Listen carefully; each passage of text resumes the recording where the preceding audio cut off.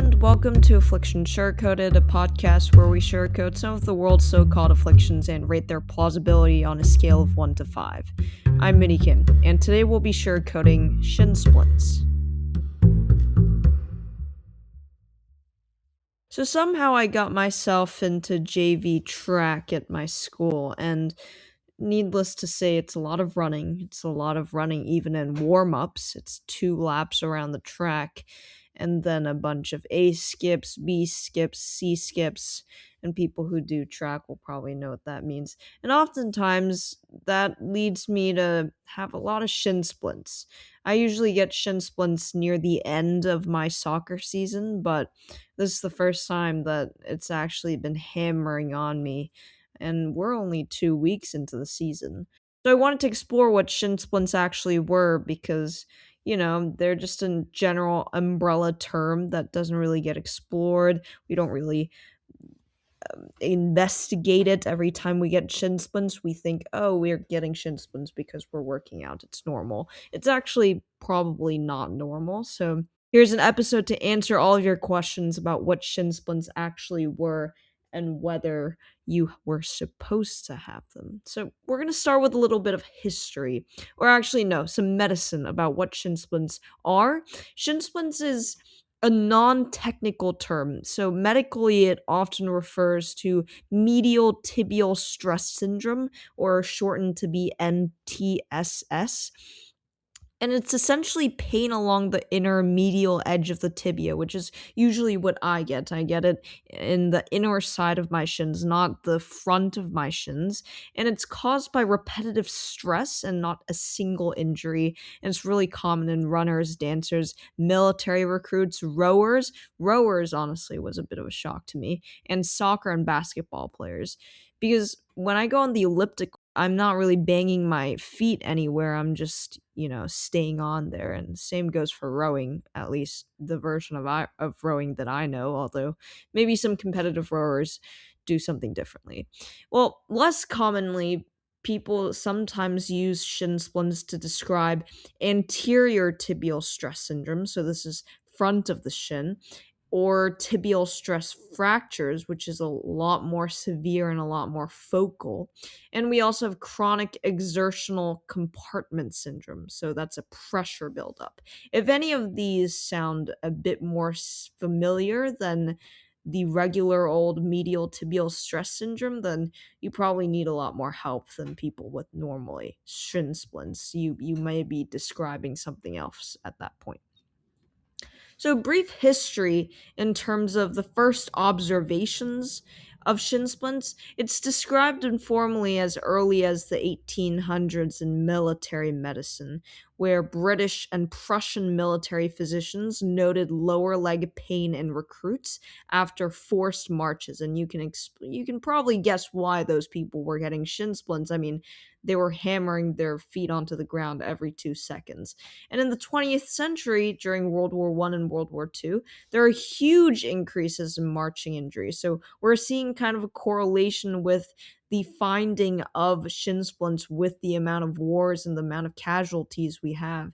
And then we have the 1950s to the 60s, where sports medicine begins classifying overuse injuries. So that becomes an actual thing because we have more time and less war for sports to be important. And in the 1980s, the term medial tibial stress syndrome becomes standard. Now, the modern understanding is that shin splints are now just bone stress continuum. It's not really a muscle injury, and it's seen as an early warning sign before stress fractures actually begin to happen. So that sounds a bit ominous, but we'll get to actually what it's actually involved with the anatomy and why exactly it hurts your shins. And I'm sure this is kind of like scratching your brain, like every single time you ran a mile, or hopefully more than a mile, and you suddenly had shin splints. You will understand now why you have shin splints. So, the key structures of your leg, or the ones that are at least involved with shin splints, are, of course, the tibia or the shin bone, and it's a weight bearing bone. And we also have the soleus and the tibialis posterior muscles, which attach along the medial tibia, and the periosteum, which is the thin, pain sensitive layer covering the bone. So, what's going on here? If you have repeated impacts, there's micro damage to the tibial bone, there's inflammation of the periosteum, and pain spreads along the bone. So, it's not just the muscles pulling on the bone, it's the bone failing to adapt fast enough. So, why do shin splints actually happen? So, this is causes. The one most common one is obviously training errors. You're increasing your mileage or intensity way too fast. You gotta increase it gradually. Or sudden changes in the surface in which you're training on. So, for example, you used to train on the track, but now you train on concrete. There's too much downhill running. There are no rest days. And in terms of biomechanics, there's something called overpronation, in which the foot rolls inward excessively. I used to have like some kind of medication or kind of support system in my shoe for that. And we have poor ankle mobility, weak calves or hips. We have leg length discrepancy, which I guess you can't really fix unless you go to a chiropractor. We have equipment such as worn out shoes. Shoes are not matched to your gait. You have minimalist shoes without adaptation. I would just recommend using running shoes when you're running, right? And in terms of environments, hard surfaces, slanted roads, cold weather causes muscle stiffness. So, who gets shin splints most often? We have the high risk groups, runners, especially beginners, which probably explains why I'm getting shin splints because I'm definitely a beginner when it comes to running. And we have military recruits, dancers, rowers. Yes, ergs actually cause impact like loading, which I never knew. So, why are beginners vulnerable? Well, the bone adapts slower than the muscle, so you feel fit before your skeleton is ready for that kind of stuff. And the symptoms, we can kind of distinguish between the normal ones and the dangerous ones, right? We have the typical shin splints. It's a dull, aching pain along a long section of your shin, and it's worse at the beginning of the exercise and may improve mid workout, and it's kind of tender when pressed with your fingers.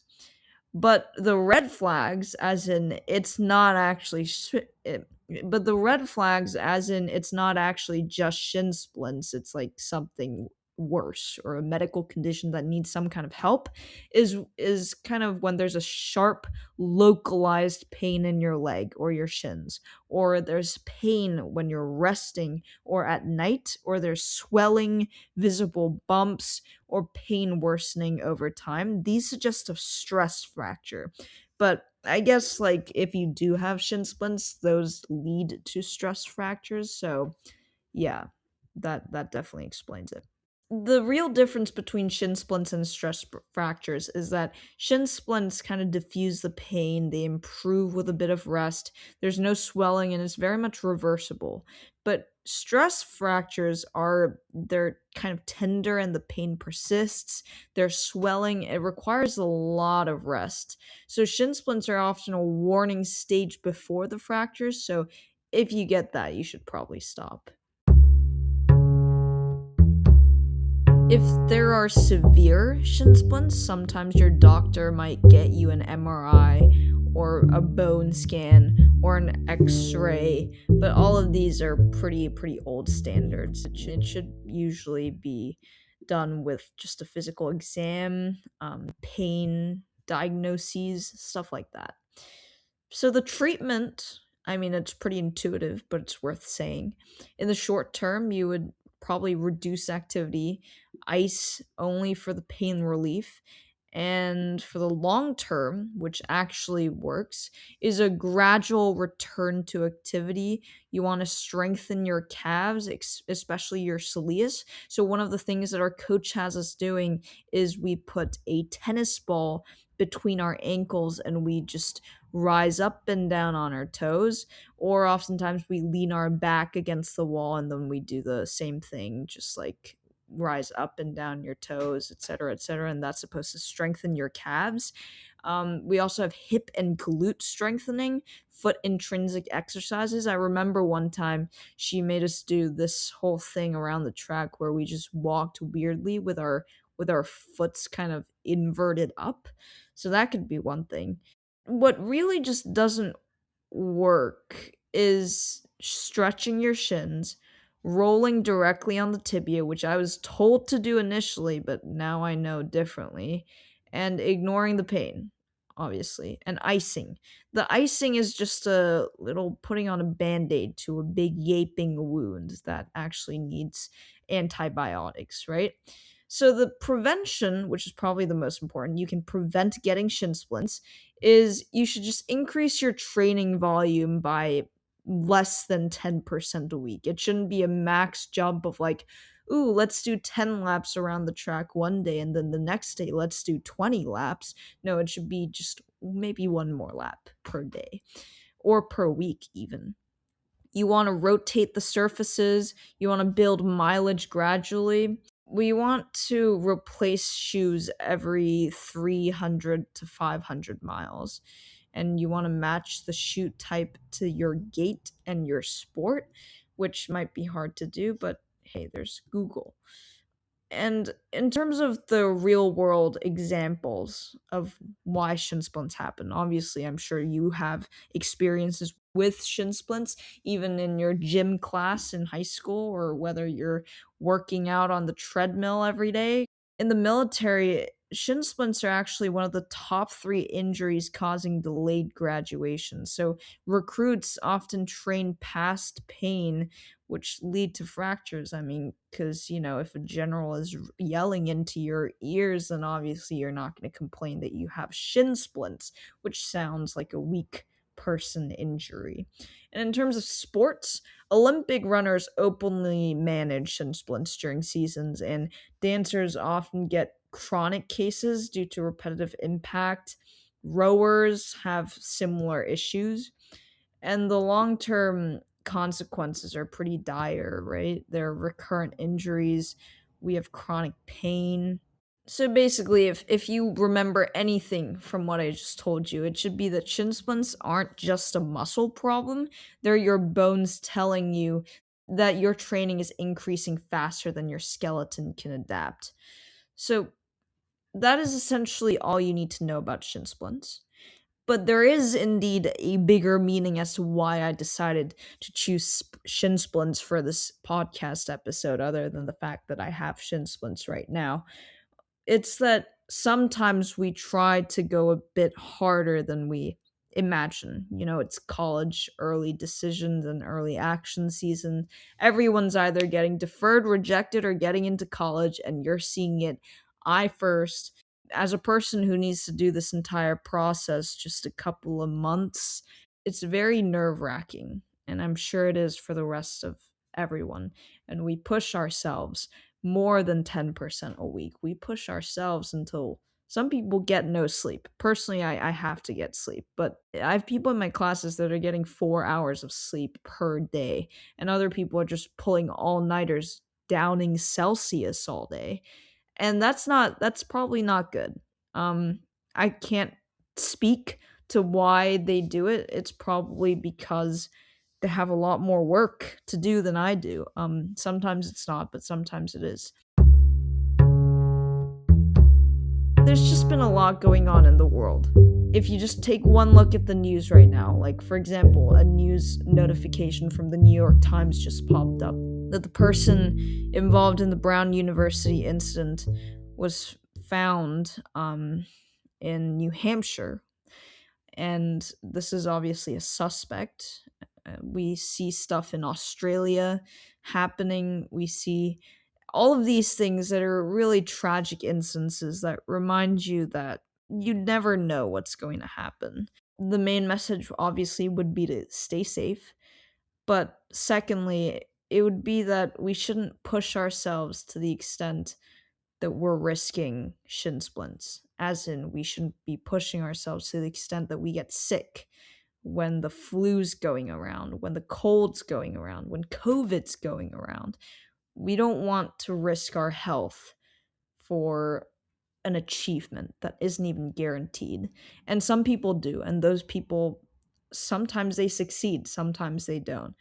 And probably the majority of success comes from sacrificing your health for your goals. But I'm saying, if you want some semblance of balance that doesn't lead to constant shin splints, with everything going on this year, especially nearing the end of the year, that's a pretty good idea. We're about to escape 2025. In fact, the day that I upload this will be the last day of 2025, and we move on to 2026. And sometimes you don't realize how fast that year has gone by. And I hope that next year you won't get shin splints. You won't have to deal with the metaphorical shin splints as well. And I hope you allow yourself to take things slow. And that should be the one message that you take away if you're listening to this today. And with that, I give the sugarcoating of Shin Splints a 3. This podcast was written and produced by me, Minnie Kim. If you have any comments or reviews, please feel free to write any and all thoughts in your podcast reviews. And if you'd like to suggest an affliction for me to sugarcoat, please email me via afflictionssugarcoated@gmail.com. Please stay safe in this holiday season. We're just a few days away from Christmas from when I'm filming this. It is also a few days away from New Year's Eve when I'm filming this. Happy holidays, Merry Christmas, Happy New Year. I hope the next year is better than this year, and I'll see you next year.